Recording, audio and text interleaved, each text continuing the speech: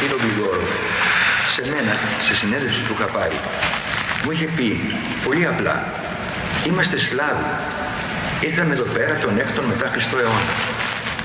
Αυτό τα λέει ωραία για μένα. Θα ήθελα να ρωτήσω τον κύριο Ζάερ, ποιος είναι αυτός που μετά από αυτή την διαπίστωση ενός πρώτου σημαντικού προέδρου της Βόρειας Μακεδονίας δημιούργησε όλο αυτό το εξωπραγματικό γεγονός με τους αρχαίους Έλληνες, το Μέγα Αλέξανδρο, και ποιος είναι αυτός που διεκδικούσε από την Ελλάδα μέρη ως αλυτρωτισμό.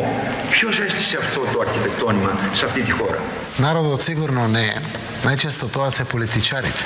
Тоа се случува во сите земји, така се случи и кај нас.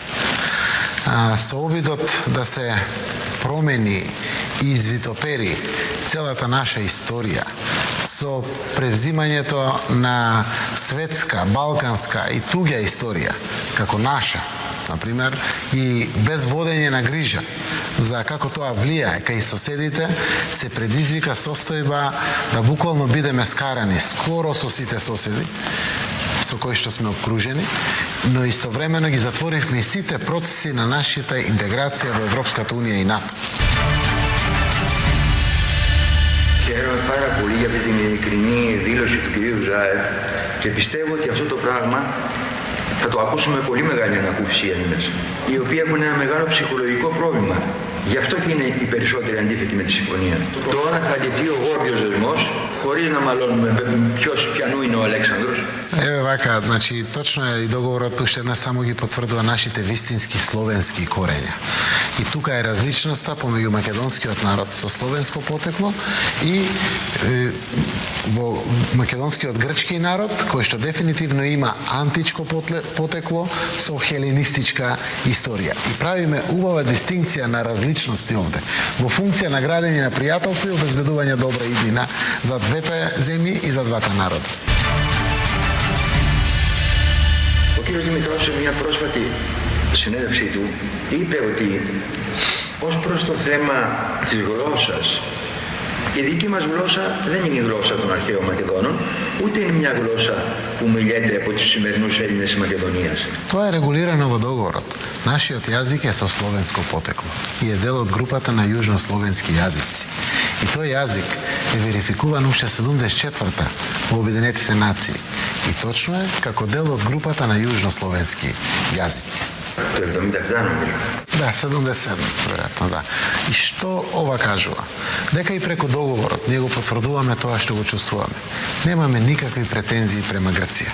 Го почитуваме целосно грчкото наследство кое што го има. Заради тоа што грчкото наследство е светско богатство. Но секако ние немаме намера и аспирации тоа наследство да го преземеме. Ние си имаме наше посебно, ние сме млада нација која што нашите корења ги влече од јужнословенската историја и култура, која што дефинитивно го отсликува и нашиот јазик како македонски јазик, како дел од словенската група на јазици. Имам следено внимателно ставовите на господинот Мицотакис. Секако неговиот коментар дека договорот не е добар ми е познат.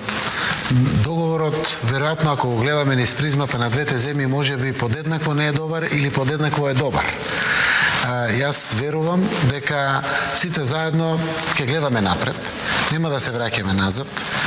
Господинот Мицотакис е искусен политичар и сигурно и мисли добро на својата земја и на своите соседи, па и на целиот Балкански. Во самиот договор има услови ако една од страните не ги исполни своите обврски, како постапува другата страна. Но нашата намера е да ги исполниме сите обврски секако, и како две страни во договорот, но истовремено да гледаме уште повеќе напред од овој договор. Η αρχή είναι το ίμιση του παντός. Κάποιος πρέπει να λιώσει τον πάγο. Значи, првиот чекор е направен. Сега веќе и граѓаните ни помагаат. Еве помина една година од договорот, двете земји не изгубија ништо. Има само придобивки. Трговијата помеѓу двете земји е зголемена за 20,5%. Само за една година. Ако граѓаните од Република Северна Македонија повеќе од 1 милион посети правеле годишно према Грција. Ова година, ова лето, ќе бидат повеќе од 1,5 милион за да го подржат и туризмот во Грција. Дори ова моја боја која што е овде на лицето е од Халкидики. Бев пред неколку дена со семејството на еден викенд. Но и 200 бизнисмени кои што за прв пат историски премиер го посети Скопје и Северна Македонија. Со 200 бизнисмени од 140 компании веќе ја зголемуваат и трговијата и почнуваат со своји инвестиции тука. Верувам дека и од Северна Македонија ќе има компании кои што ќе инвестираат во Грција. Јас сум човекот овде во Северна Македонија кој што ќе остане запаметен дека под негово лидерство е сменето името на нашата земја.